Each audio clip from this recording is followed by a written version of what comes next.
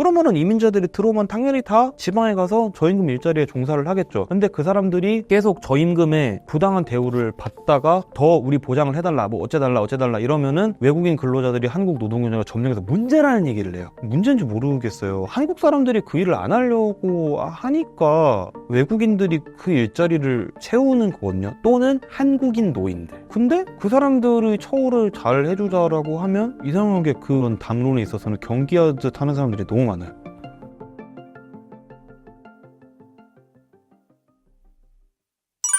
한국의 저출산 대응 방안으로 거론되는 게 이민자 수용입니다. 이민이 성공적인 방안이 될 수 있을까요? 피할 수 없는 길인데요. 성공적인 대안인지는 잘 모르겠습니다. 왜 그러냐면 사실 이민의 수용이 성공적이라는 것은 완전히 다른 문화권의 사람들이 우리나라에 들어와서 문제 안 일으키고 잘 섞여 산다까지 가야 성공적인 거거든요. 근데 이민을 받는 것까지는 할 거예요, 아마. 그거는 피할 수 없는, 지금 신생아 수 20만 명대거든요. 국방을 유지를 못해요. 이민은 무조건 받아야 돼요. 그리고 그 이제 제조업에서 노동력이 지금 한 해에 몇만 명씩 부족하거든요. 그래서 이미 그 비자를 늘리고 있어요. 농업, 개발도상국 노동자들 없으면 농사 못 지어요. 그래서 그 사람들 농산물 가격을 싸게 만들겠다고 그 사람들 임금을 후려치는 이상한 짓거리도 한번 한 적이 있거든요. 나라에서. 다 도망가죠. 전부. 일할 사람 없고. 그러니까 이미 그렇게 되고 있는데, 제가 아까 전에 이제 앞에서 말씀드렸던 이 우리나라의 모든 모순적인 구조, 뭐 쏠림, 생산성, 이거를 해결을 못하면 사회 갈등이 늘어나겠죠. 왜냐하면 한국인들이 바라는 이민자들의 모습이 있는 거잖아요. 왜냐, 이제 한국인들은 사실 다문화 사회로 진입은 하고 있지만 아직까지도 다른 문화권에서 온 사람들이 소수기 때문에 그들이 이제 우리 문화에 녹아서 잘 살기를 바라거든요.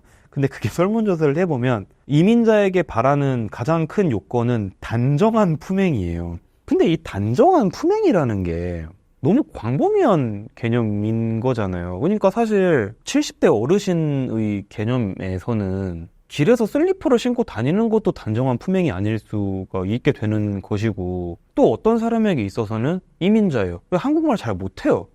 그것도 단정한 품행이 아닐 수 있거든요. 또는 막 지들끼리 이렇게 골목에 모여서 뭐 담배를 피고 있거나 그렇게 해요. 그것도 막 맞아 이럴 수 있으면 단정한 품행이 과연 뭐냐? 이거는 저는 표준어의 정의랑 약간 비슷하다고 생각하는 게, 우리나라 원래 옛날에 표준어의 정의가 뭐 교양 있는 사람들이 사용하는 서울 말씨 뭐 이런 거였잖아요. 그러니까 단정한 품행은 그런 거예요. 교양 있는 중산층이 보여주는 행동거지, 약간 이런 느낌이 좀 있거든요. 근데 그 잣대로 이민자들을 대하면 안 되죠. 네, 안 되는 거고. 그리고 또 우리나라 사람들이 이민에 대해서 굉장히 잘못 생각하고 있는 건, 한국이 경제력이 많이 올라왔으니까 좀 이제 저 이거 되게 한국 사람들 인종차별 심하다고 생각하는 게, 고학력 백인들만 왔으면 좋겠다고 생각해요, 솔직히. 근데 그 사람들이 한국을 왜 옵니까? 자기네 나라에서 일해도 한국보다 월급 많이 받는데. 그렇거든요. 왜냐면 그 나라는 물가 수준이 우리 그 나라 이상이기도 하거니와 이제 인건비 레벨이 높으니까 뭐 그런 거예요. 우리나라의 이민 역사를 생각을 해보면 한국이 1970, 80년대 미국 이민 진짜 많이 갔잖아요. 이유가 뭐겠습니까? 우리나라 가난해서죠. 우리나라 가난해서니까 기회의 땅을 더 잘 산 나라로 간 거예요. 우리나라로 이민 오는 사람들은 똑같아요. 자기네 나라 가난하고 답이 없으니까 한국이 되게 잘 산다. 근데 저희가 요즘에 좀 출생아 수도 적고 노동력이 부족해서 그 나라 가면 돈을 많이 번대더라. 그 기회를 찾아서 우리나라에 오는 거예요. 그러니까 이민이라는 것은 결국 못 사는 나라에서 잘 사는 나라로의 인구 이동인 거거든요. 근데 한국 사람들은 그 반대 방향을 바래요. 그 반대 방향을 바래고 막 좀 약간 박하게 대하는 게 있죠. 근데 어쨌든 우리나라에 많이 들어오는 이민자들은 결국 저임금 일자리에 종사할 수밖에 없어요. 실제로 이민자들이 그 이민 비자 분포를 보면 서울에 거주하는 이민자와 지방에 거주하는 이민자는 또 차이가 나거든요. 서울에 거주하는 이민자들은 다 학생 비자, 영주권 이런 사람들이에요. 그러니까 공부하러 온 사람들, 아니면은 좀 이미 재산이 좀 있어서 한국 영주권에서, 한국 영주권 따기 진짜 어렵거든요. 한국 영주권 따는 조건을 보시면 나중에 좀 기가 막히실 텐데, 한국인도 달성하기 어려워요. 네, 한국 영주권 따는 조건, 한국인도 달성하기 어려운데 대단한 사람들이겠죠. 근데 지방에 사는 이제 그 외국인들이 한국 비자를 보면 다 뭐 일용직 같은 막 그런 임시 파견 근로 근무 비자, 그리고 또 하나 많은 게 결혼 비자예요. 국제 결혼하는 거죠. 네, 이제 그렇게 해서 이미 거기서부터 이렇게 차이가 나 있는데 그러면은 이민자들이 들어오면 당연히 다 지방에 가서 저임금 일자리에 종사를 하겠죠. 근데 그 사람들이 계속 저임금에 부당한 대우를 받다가 자기네 나라 사람들이 늘어나면은 조직화가 돼요, 당연히. 그러면은 이제 한국인 사장한테 요구를 하겠죠. 더 우리 보장을 해달라, 뭐 어째달라 이러면은 이제 돼서 너네 말고도 일할 사람 많아. 파업하겠죠. 그럼 그 언론에서 어떻게 보도를 하냐? 외국인 근로자들이 한국 노동경제가 점령해서 문제라는 얘기를 해요. 문제인지 모르겠어요. 한국 사람들이 그 일을 안 하려고 하니까 외국인들이 그 일자리를 채우는 거거든요. 또는 한국인 노인들. 그 일자리를 채우는 거예요. 근데 그 사람들의 처우를 잘 해주자라고 하면 이상하게 그런 담론에 있어서는 경기하듯 하는 사람들이 너무 많아요. 물론 이해는 합니다. 왜냐? 이 나라는 다 같이 먹고 살기 힘드니까. 우리나라도 이미 그런 나라가 된 게 미국 같은 나라는 진짜로 저임금층을 구성하고 있는 유색인종들이 코로나 때 다 코로나 걸려가지고 항구에 항만 하역하러 못 나오니까 세계에서 제일 큰 항구 중에 하나인 로스앤젤레스의 하버가 거의 멈췄어요. 롱비치 하버가. 우리나라도 그런 나라가 될 거거든요, 앞으로. 너무 당연한 거예요. 경제가 발전하면 이미 발전된 나라에서 태어난 사람들이 경제 발전되기 전에 그런 험한 일 하고 싶겠어요? 안 하고 싶죠. 그러니까 그 자리는 결국 빈곤한 자국민 노인들이 채우거나 또는 외국인들이 채울 수밖에 없는 거예요. 그럼 그 사람들이 사회의 기층 노동층을 차지하고 있는 거죠. 그러면 우리서 여기는 되게 재밌는 또 역설을 하나 발견할 수 있는 게 청년이 노인을 부양하는 게 맞아요. 저는 이것도 하나의 고정관념이라고 생각을 해요. 사회 전체적인 관점에서 보자면요. 노인이 청년을 부양하는 것도 있어요. 우리나라는. 국민연금만 따진다라고 했을 때는 노인의 연금을 청년층이 대주니까 맞죠? 그건 맞아요. 청년이 노인 부양하는 거죠. 근데 이거를 노동의 관점에서 보잖아요. 가령 대학교에서 청소하시는 분들 다 중노년 이상 분들이에요. 그분들 일 안 하시면 공부 못 하겠죠? 쓰레기 넘치고 냄새 나고 하니까 어려울 거예요. 회사에서 일하는 사람들, 그 건물 관리해 주시는 분들 다 중노년층 이상이에요. 그분들 일 안 하시면 회사에서 생산성이 하락하겠죠. 그러니까 이민에 대한 관점을 저는 어떻게 가져야 되냐고 생각을 하냐면 사실 한국은 이제 그 경제 구조상 청년이 노인을 부양하고 노인이 청년을 부양하고 이런 되게 순환 참조가 이루어져 있어요. 그러니까 그 순환 참조 속에서 이민자들이 어떤 역할을 할 것인지 그 관점을 바라봐야 되는 것이지 단순히 이민자들이 많이 들어서 인구가 빵빵해지면은 나라가 괜찮을 거다라는 관점에서 접근을 하면 유럽이 겪었던 일과 똑같은 문제가 발생할 겁니다. 네, 저는 그렇게 생각해요. 작가님께서는 한국의 가장 큰 문제로 서울 집중화를 말씀하셨습니다. 어떤 식으로 바뀌어야 한다고 생각하시나요? 이제 그 지역균형 발전에 대한 설문조사를 보시면 일단은 모두가 동의를 하는 명제가 두 개가 있어요. 첫 번째, 중앙정부의 역할이 제일 중요하다. 그리고 두 번째, 기업이 와야 된다. 일단 뭐 기업이 가야 대학이 살고 대학이 살아야 이제 인구가 늘어나고 이런 선순환이 있겠죠. 근데 사실 사기업을 강제로 이전할 수는 없잖아요. 그래서 뭐 저는 보통 이제 서울 집중화를 해결하려면 결국 지역의 산업이 발전을 해야 된다로 일단 1단계가 가게 되는 거고요. 지역의 산업이 발전을 하려면 대기업을 지방으로 이전하는 건 저는 불가능하다고 생각을 하고, 근데 지역에 기업이 없는 게 아니에요. 그러면 이제 그 기업들을 좀 더 육성을 하는 전략을 채택을 해야 된다고 생각을 하는 거고, 아까 전에 말씀드렸지만 그 지역에 있는 기업들을 육성하는 그 이행 전략은 중소기업들이 글로벌 밸류체인에 탑승하지 못하고 있다는 이 문제점을 해결하는 방향성에서 출발을 해야 되는 것이죠. 그래서 최근의 트렌드를 말씀을 드리자면 옛날에는 우리나라가 대기업과 중소기업 간의 그 하청과 굉장히 불평등했잖아요. 불공정 계약이 많고, 가령 뭐 현대차 같은 경우에는 이제 옛날에 어떤 그 협력업체가 있었는데 그 협력업체가 현대차에 납품을 하다가 다른 데 납품을 했었대요. 그러니까 이거는 있는 케이스인데 했었대요. 근데 이제 그거를 이제 현대차에서 알고 징계성으로 이제 2년 동안 끄는 거죠. 근데 결국 그 부품이 대체를 할 수가 없어. 다시 계약을 맺고 하긴 했는데, 그러니까 딱 자기 가두리 안에 가둬놓고 너네 우리 가족이니까 잘해줄게. 딱 우리나라 옛날이잖아요. 너네 우리 가족 잘해줄게. 벗어나면 죽어.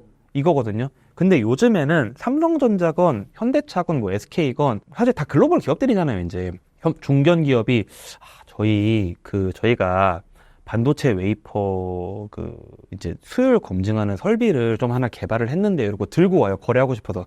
그럼 하이닉스 어떻게 하냐? 마이크론 레퍼런스 있으세요? 물어봐요.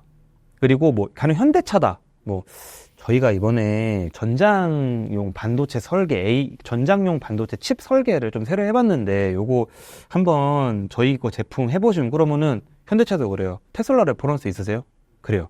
바뀌었어요. 이게 그 채용 구조가 바뀐 거랑 완전히 저는 똑같아요. 너무 재밌는 게 옛날에는 대기업 다 공채로 뽑았잖아요. 다 우리 식구 딱 정년까지 보장해주고 그랬잖아요. 근데 요즘에는 경력직 뽑잖아요. 현대차 공채 없잖아요. 이제 다 경력직 뽑고 현대차에서 일하고 싶습니다. 그러면은 경력은 있으세요? 그러면은 뭐 다 경력직 뽑으면 나 같은 시입 어디서 경력을 쌓나? 이게 되긴 하는데 근데 이제 이게 기업이 사람을 뽑는 것뿐만 아니라 대기업이 협력업체를 이제 대하는 것도 옛날이랑 많이 바뀌었어요. 왜 그러냐면 대기업들도 이제 안 거예요. 우리가 가령 현대차가 내가 글로벌에서 뭐 테슬라, 뭐 포드, GM, 토요타랑 경쟁을 빡시게 해서 내가 이기려면 협력업체들을 내 가두려면 안 되겠구나. 뭐 옛날에 삼성전자가 그 옛날에 어디였더라? 그 반도체 설비 업체랑 한번 분쟁이 있었어요. 기술 빼가게 하려다가 사이가 안 좋아서 지금 그쪽에는 기술 교류 안 하거든요. 그러니까 이제 이런 식으로 했다가는 안 되겠구나.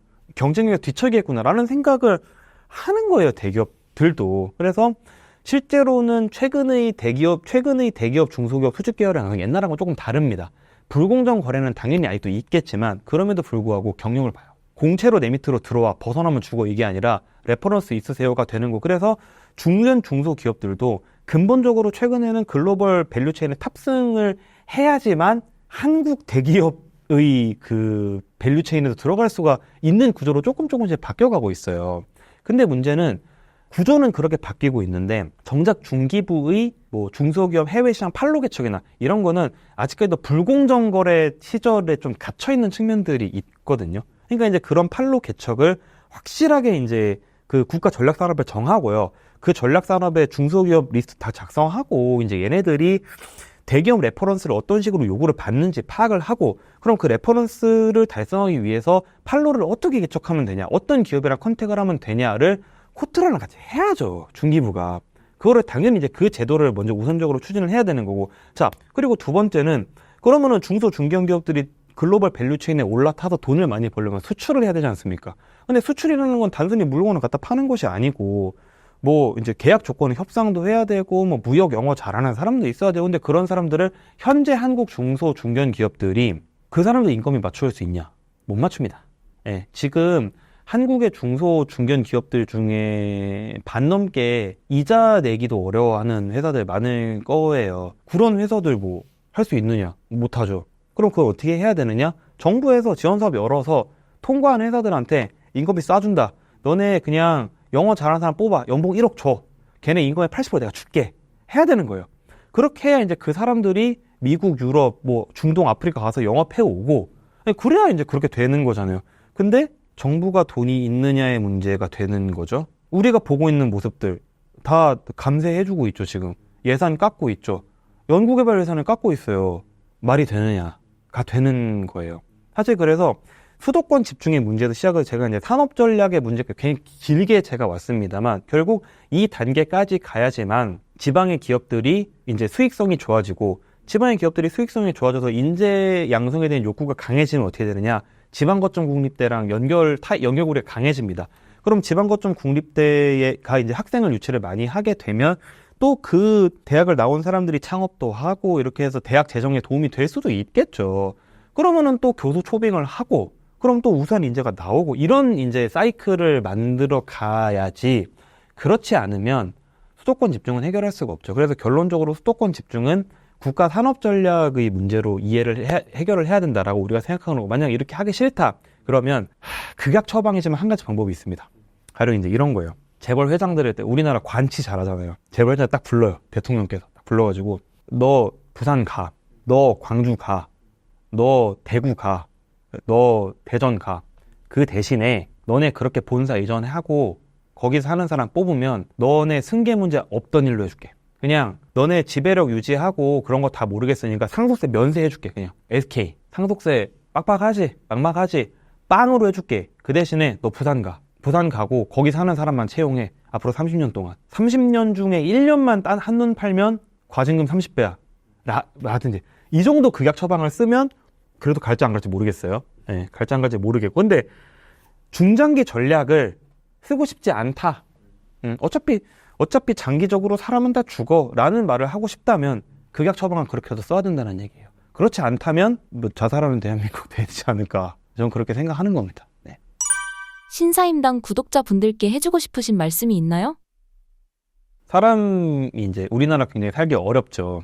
우리나라 굉장히 살기 어렵고 지금 이 영상을 보시는 분들 아마 이제 제가 했던 얘기, 통념을 반박하는 얘기들을 되게 많이 했는데 다양한 생각들을 하실 것 같아요. 어떤 분들은 제가 하는 말이 뭐 본인은 결혼도 해놓고 이게 되게 이율배반적이라고 생각을 하실 수도 있고 또는 어떤 분들은 제가 말씀을 드리는 게 해결책이 아니다. 원래 한국 사람들은 그냥 정신력이 문제다라고 생각을 하실 수도 있을 것 같아요. 하지만 제가 드리고 싶은 말씀은 그냥 우리 각자의 형편과 현재의 위치와 내가 갖고 있는 생각과 이념 같은 거를 다 떠나서 그런 거를 다 상관없이 뭐 재벌 회장이 됐든 정말 가난한 사람이 다 떠나서 우리가 겪고 있는 이런 많은 문제들이 결국 돈의 문제에서 출발하는 게 아닐까라는 거를 우리가 딱 한 번만 저는 생각을 해봤으면 좋겠어요. 왜냐면 여태까지 우리는 너무 우리가 겪고 있는 문제들을 품성의 관점에서 설명을 많이 해왔고요. 그래서 항상 계도와 단속으로 문제를 해결하려고 해왔지만 저는 그게 답이 아니라고 생각을 하거든요. 그리고 이게 답이 아니기 때문에 다른 해결책이 필요합니다라는 얘기는 우리 사회의 그 누구나 할 수 있고 또한 해야 되는 얘기라고 저는 생각을 합니다. 그래서 이제 요 뭐 영상을 보시는 분들이 조금이라도 한국 공동체를 구성하는 그 우리 자신들의 문제와 돈의 문제를 한 번만 좀 다시 생각해 보면 좋지 않을까 라는 말씀드리면서 마치도록 하겠습니다.